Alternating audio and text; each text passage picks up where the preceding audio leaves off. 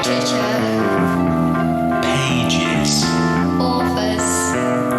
Reading things. The Book of Dad and Sybil.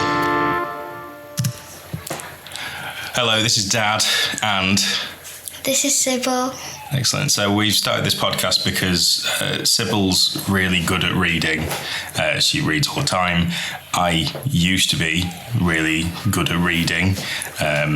I once, when the last Harry Potter book was released, I was on holiday in Florida with my family and I took a day off the holiday to read it in its entirety. But now, as a grown-up, I'm really bad at reading, and it's probably been more than a year since I actually finished a book. So this is a way of me tricking myself into reading, realistically. So each episode, we will swap a short story and eventually a book, and then we'll review it based on whether I would recommend it to a kid and whether a dad would recommend it to a parent. So for our first story, we've actually gone to the Brothers Grimm, and we've picked one of their short stories because they are very, very short.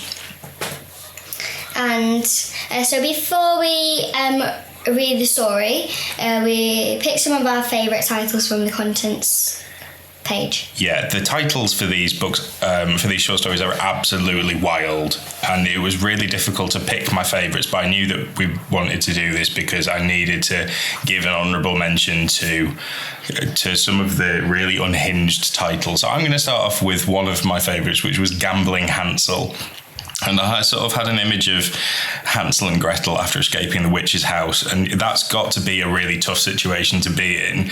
And I think it's fairly understandable that the Grimm brothers would then go, well, of course, Hansel's going to get really into gambling. He's also, I imagine, stolen quite a lot of money from the witch, or has been able to buy the witch's house. The witch's house is made out of sweets, right? Do you reckon in the Grimm fairy tale? What do you think? I think it's like made of like hairy sweets, though. Hairy sweets, and mouldy sweets. That's gross. Yeah, so I imagine when they have cooked the witch, she's got to have some money to fall back on. So I think it's fairly understandable that Hansel might turn to gambling. What was your first one? My first one was the pack of like ragamuffin. Yeah. Whenever I look at this, I just think of a pack of like rag dolls eating like blueberry muffins. Yeah, I don't know what to think. So a ragamuffin is an old term for like a wayward child. Oh. But I do prefer your idea of rag dolls eating muffins, chocolate muffins specifically. Your second one, I think, actually might be my favourite. Can you give us that one? Alright, so the second one is The Mouse, the Bird and the Sausage. I'm fascinated by this. And The Mouse and the Bird could be a kid's story. It sounds fairly standard. I feel like if I went to my youngest child's book cupboard now, we could probably find a story. We could probably find The Mouse and the Bird in there, couldn't we? But absolutely not finding the sausage. What do you think the sausage factors into the story as? Maybe they're like don't have enough food, and then they're on a journey to find a big treasure chest of sausages. I like the idea of a treasure chest of sausages. I think I could be on board with a treasure chest of sausages. Yeah, but the sausages would have gone like weird by that time. If the treasure chest is sort of has an inbuilt oven, and when you get there, you turn the treasure chest on and then it cooks the sausages for you. Because I think that if you are getting old sausages in like an abandoned treasure chest, you're gonna get quite poorly. Yeah, but this is like oldie time.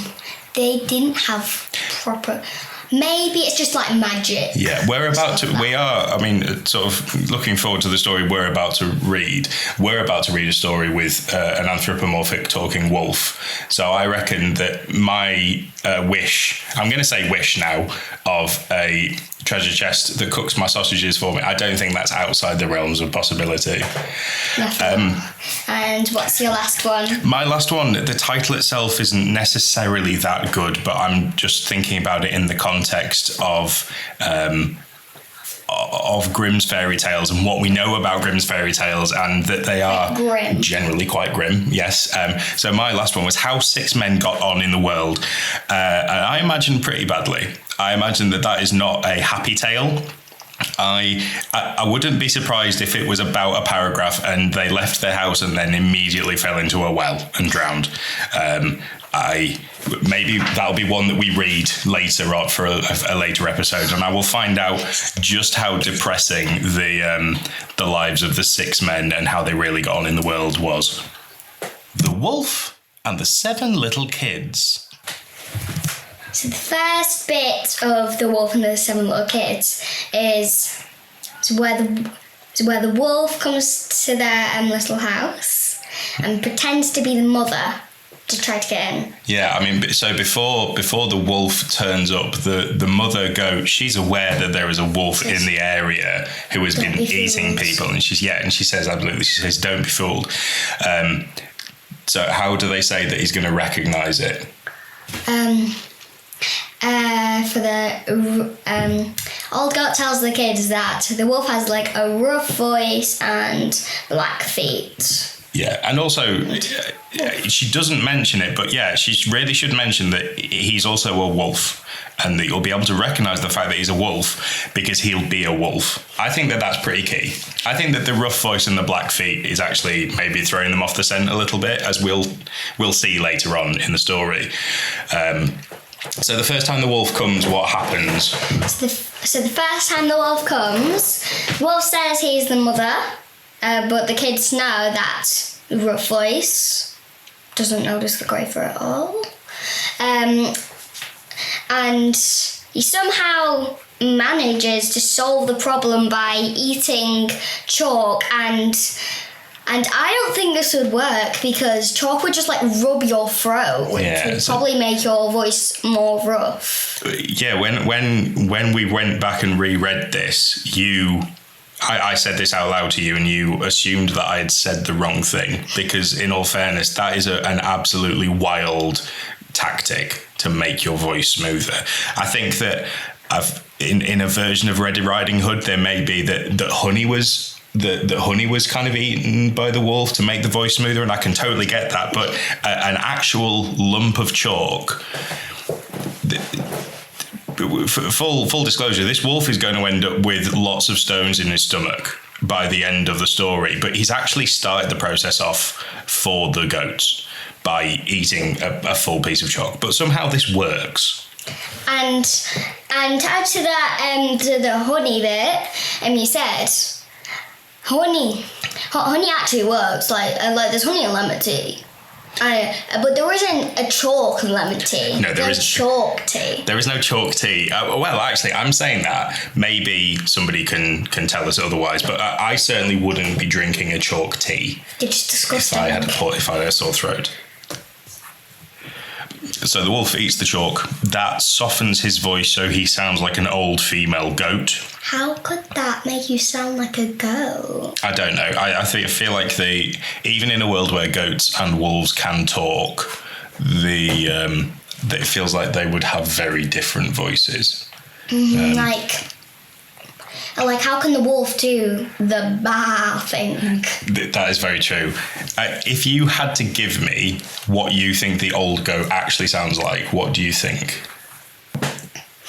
I'm just like, you go first. Oh yeah, no, in all fairness, I did put Sybil fully on the spot there and just expected her to do an old goat voice. There we go, that's perfect. That sounds like a clown who's forgot everything. I think if the old goat was a witch, that would be her vibe.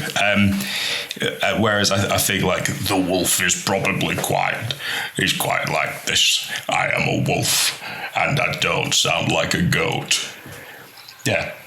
They feel like they occupy quite different registers. And even with the honey. even with the honey. How would that soften his voice? The honey's not going to help. The chalk, I've not eaten chalk, so I don't know. Maybe the chalk is the secret here. So the wolf goes back to the house. He says, I am your mum. I've got loads of treats. Let me in. And the little goats, the kids are like, hey, this is awesome. This doesn't sound like a wolf, but I feel like a bit of a rookie error here. The wolf puts his paw up against the glass of the door, which suggests that there's glass in the door and the kids could absolutely look out to see a fully grown wolf. But anyway, the wolf makes the mistake of putting his paw up against the glass, and the kids are startled by this, not because it's a full wolf's paw, but because it's dark. It's a dark paw, and the mother goat said, well, you got to look out for his rough voice and his dark paws, okay? So they go, hey, you are absolutely not our mum. The wolf, once again, shows some really out-the-box thinking here. And he goes to the local miller and says, excuse me, my feet hurt and I would really like you to rub some flour on them. The miller is, I think, the real hero in this story, and is immediately suspicious of a wolf coming in and asking him to rub flour on his feet.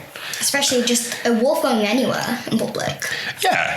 I mean, hey, look, clearly we live in a world here in the Grimm universe. There's goats that live in houses. There's Rapunzel. Yeah, stuff like that. Yeah. So we can suspend our disbelief a little bit there. Anyway, the miller goes, I actually think you're being a bit dodgy here. I'm not going to rub flour on your feet.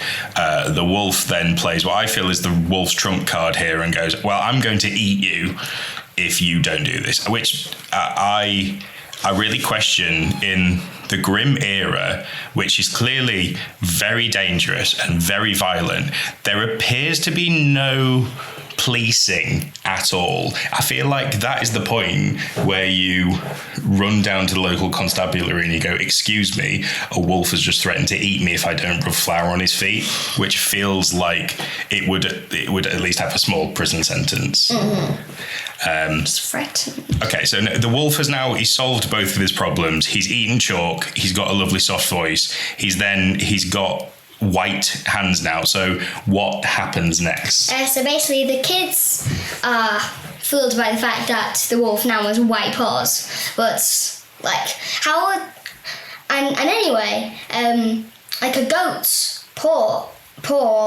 hoof is black. Well, there you go. So yeah, absolutely. And also, I think you've hit the nail on the head there that the goat's paw is not a paw; it is in fact a hoof, which looks quite different to a paw.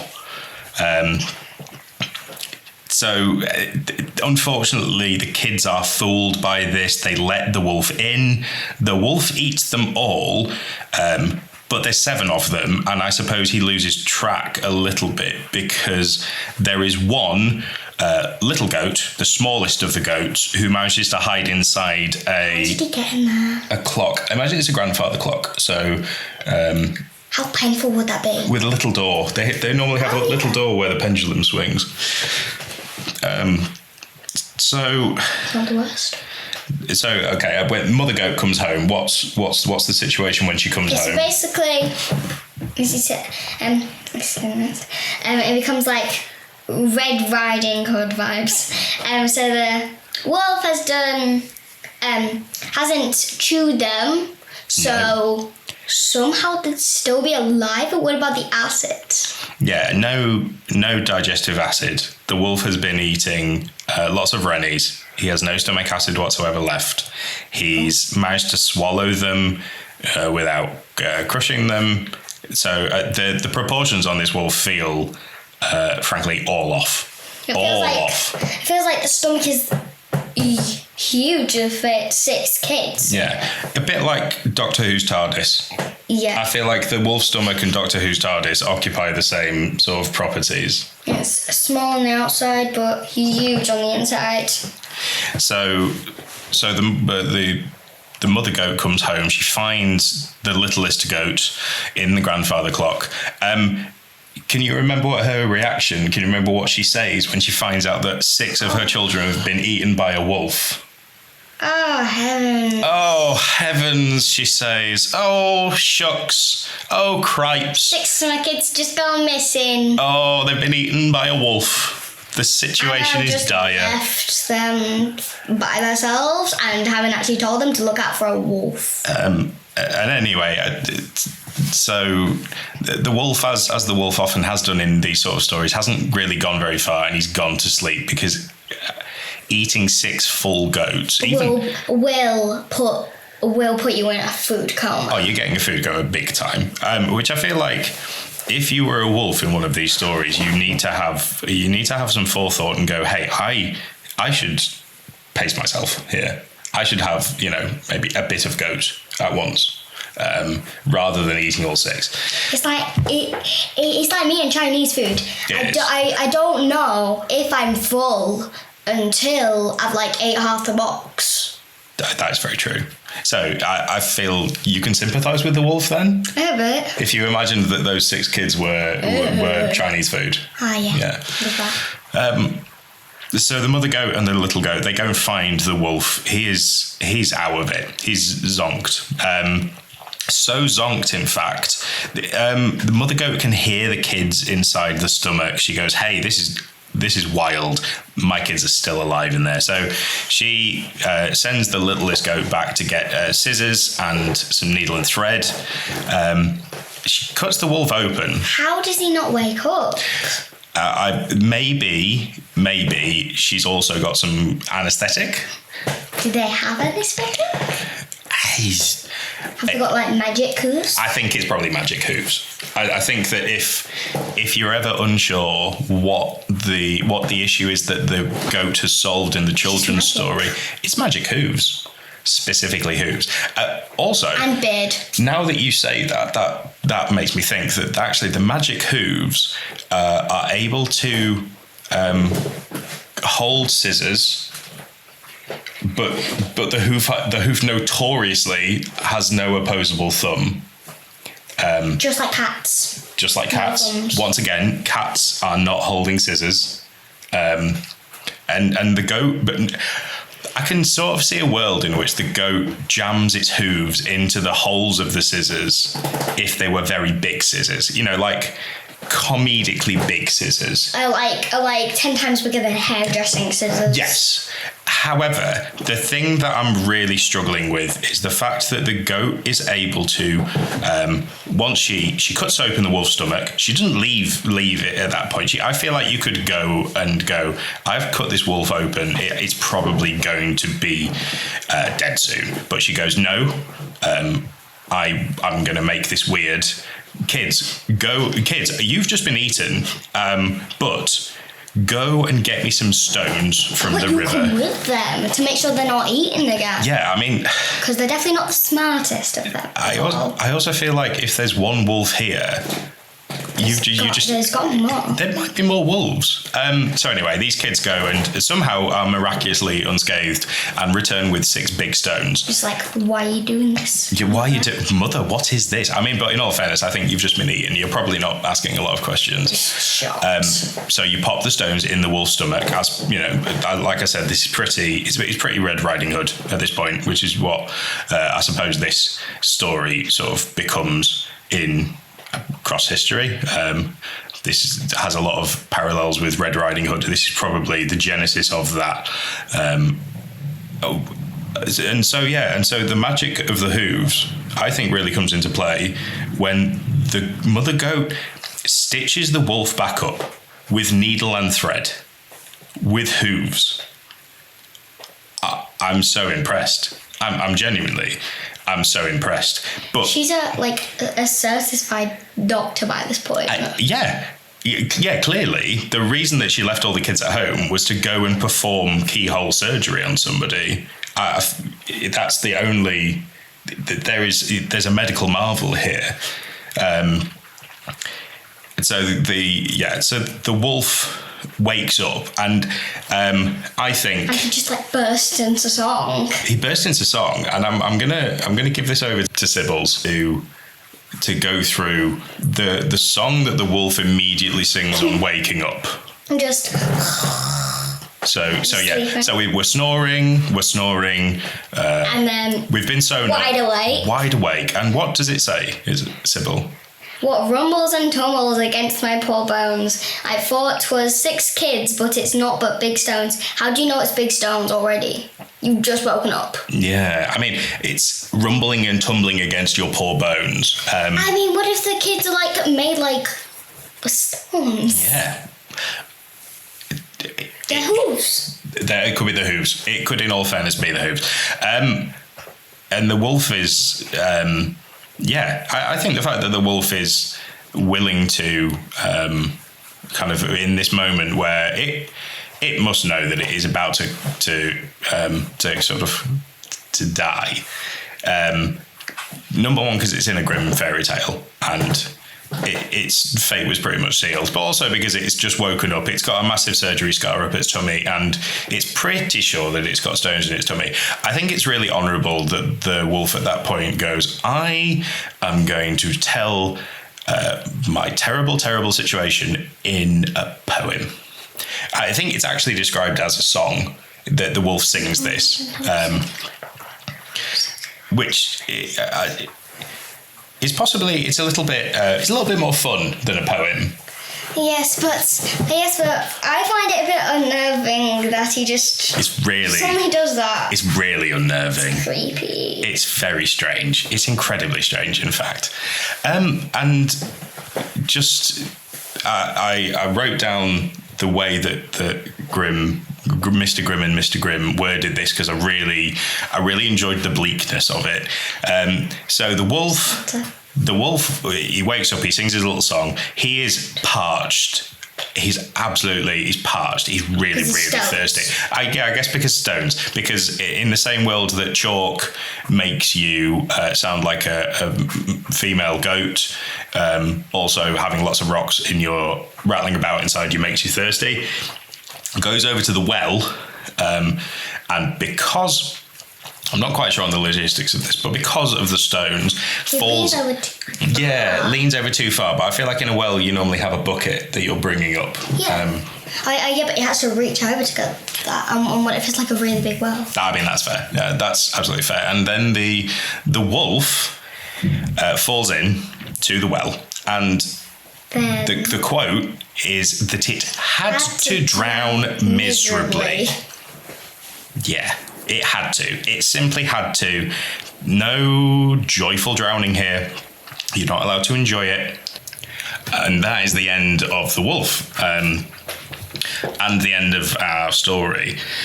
So we're now going to go over to our rating system, and our rating system is we're going to give it a mark out of 5, and we're also going to say whether we would recommend it to somebody of our own age group. Obviously the things that Sybil as a 10-year-old is going to recommend to her age group is probably going to be different to what I'm going to offer. But we'll get into this when we give it a rating, but I think for this book it's going to be relatively similar. So Sybil, do you want to start us off with your rating?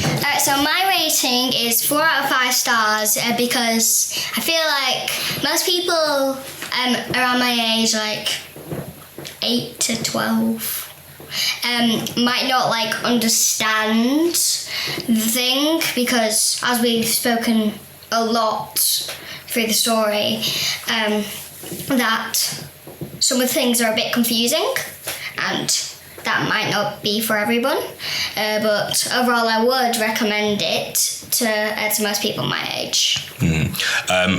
I agree with everything there. I'm going to give it a really solid 4.5 out of 5. I think, speaking from a parent's perspective, Grimm's fairy tales are great as your kids get a bit older, because so much kids' literature for the younger ages is saccharine to the point that it feels a bit like being sort of waterboarded with treacle. And and it's overly sweet and overly saccharine. And Grimm's fairy tales are, as your kids get a bit older, it's a lovely refresher from that. And also because of the time that it was written, it's wild. It's properly wild. It's all a bit weird. It all doesn't make a huge amount of sense. But that is great. Also, the fact that it's so short, we could kind of bosh this out relatively quickly. Once again, if you are trying to read something with your child, that is also can be a relative boon. There's lots of opportunity to use silly voices in here as well, which is all good. So looking ahead to our next episode, our first full novel that we're taking on is Odd and the Frost Giants by Neil Gaiman. I recommended that because we did it at school. It was really good. Yeah, I really like Neil Gaiman, so I'm looking forward to reading this. I've not read a lot of his young adult fiction before. In the interim, because as I said, I'm really bad at reading and that might take me a little while to get through, we might pepper some more short stories through the next couple of episodes as I gradually read the relatively short children's book that my daughter has recommended for me. So thank you very much for listening. We will see you on the next episode. Goodbye. Bye.